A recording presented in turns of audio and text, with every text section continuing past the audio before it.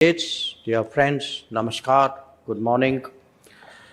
It's a great pleasure to speak to you all this morning on the role of the Global South in the emerging world 2.0. Perhaps it's useful to begin with the concepts in the title itself. Since 1945, we have seen a steady evolution in the global order that was established after the Second World War. It was initially more political, with decolonization and the independence of many nations. It gradually acquired economic connotations that were accelerated by globalization. As these fused increasingly with factors like technology, energy, resources, connectivity, and even human ingenuity, a different world started to emerge. That is obviously a continuous and unending process. It has also acquired greater cultural and social characteristics. Indeed, that the G20 was established is itself an acknowledgement of that direction. Now, it is, however, an undeniable reality that the international system remains dominated by the global north. This is naturally reflected in the composition of the G20 as well.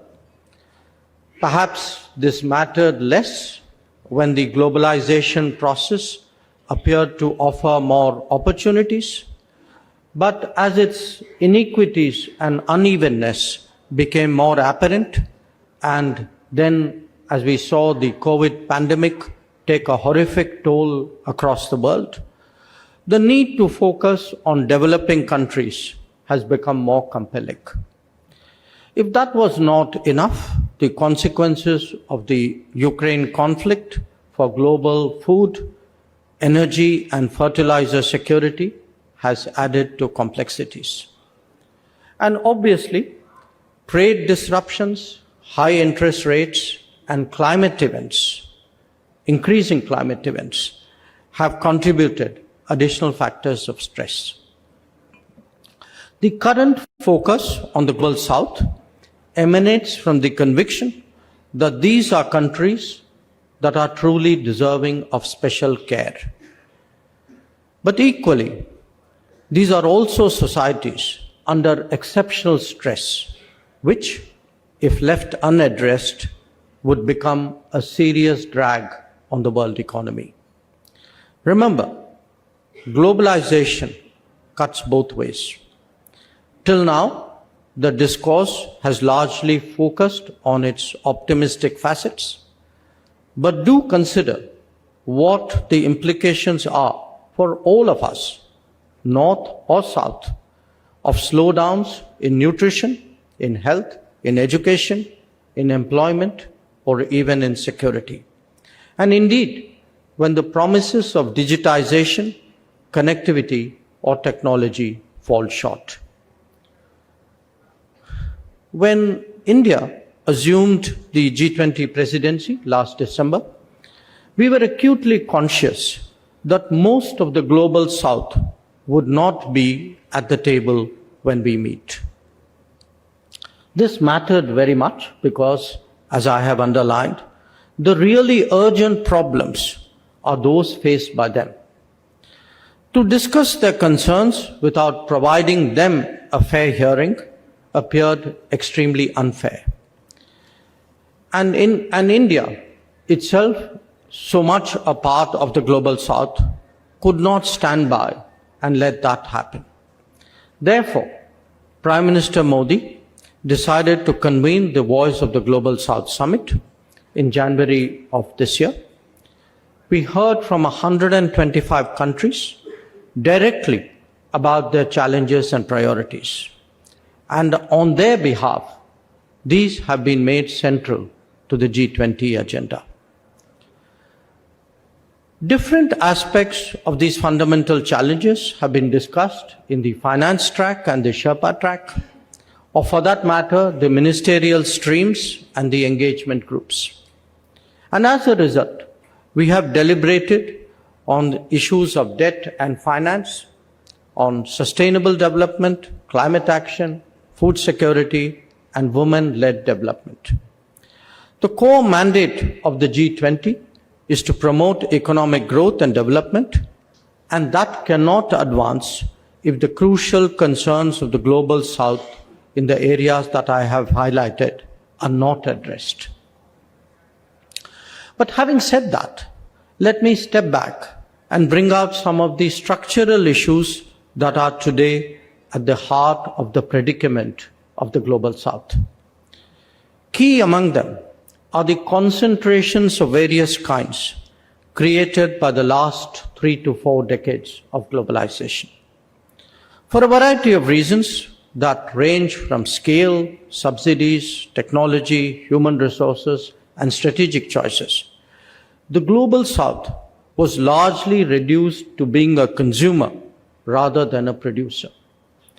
Their contribution very often was to provide resources for manufacturing elsewhere. They not only did not reap the full benefits of economic change, but often ended up saddled with unviable debts emanating from opaque initiatives. This was a gradually unfolding crisis in the making, but one that was accelerated rapidly by the multiple shocks of debt, COVID, and conflict. As a result, the endeavor now is to seek a re-globalization that is more diversified, that is more democratic, where there would be multiple centers of production, not just of consumption. And that is where business can make a crucial difference.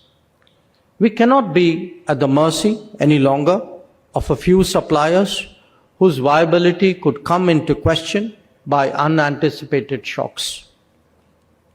This was starkly apparent when it came to health during the COVID pandemic, but it pretty much applies to everything else as well.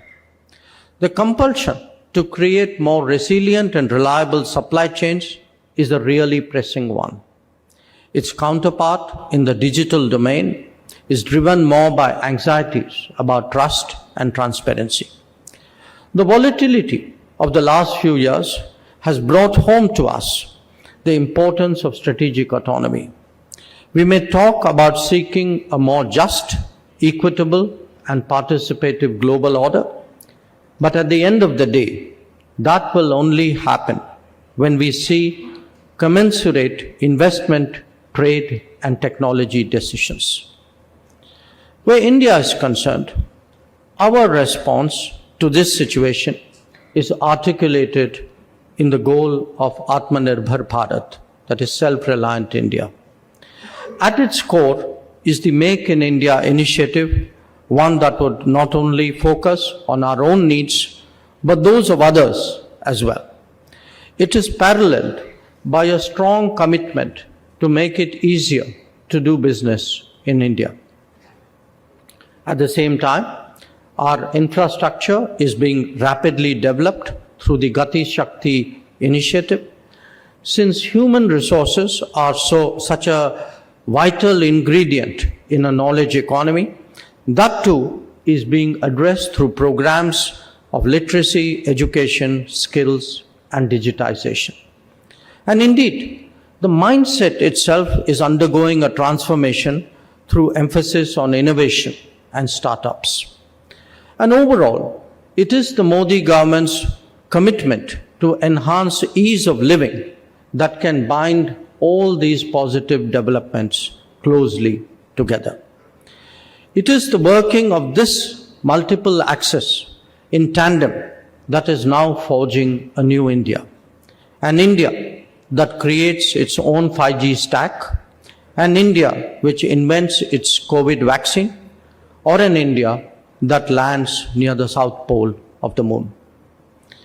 So when you reflect on it, the discourse about the global South is essentially about leaving no one behind. But to preach it convincingly, one has to practice it effectively. And that is what India has sought to do over the last decade.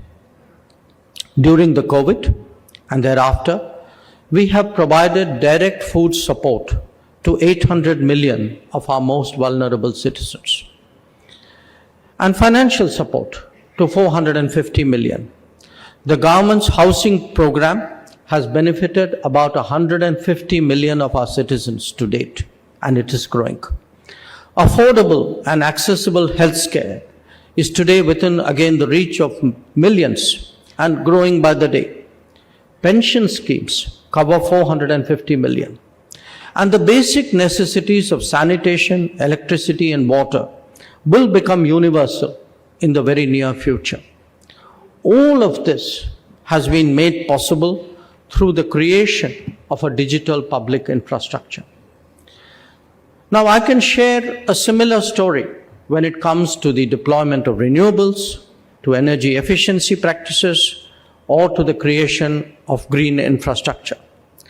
Today's India is one where the world simultaneously witnesses experimentation, scaling up, deployment, innovation, and breakthroughs.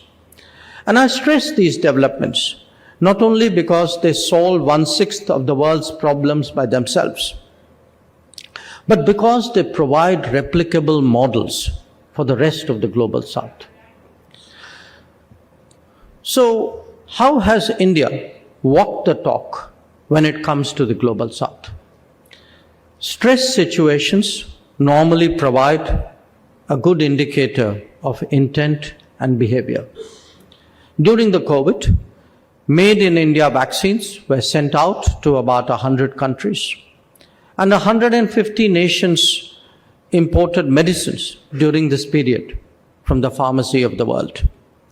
Our own development partnerships have grown very significantly over the last decade, and they extend now to 78 nations across many geographies. 600 projects delivered or under execution are a testimony of our goodwill as much as of our capability. Believing that capacity building is central to global development, we have provided training to 200,000 nationals of more than 160 countries.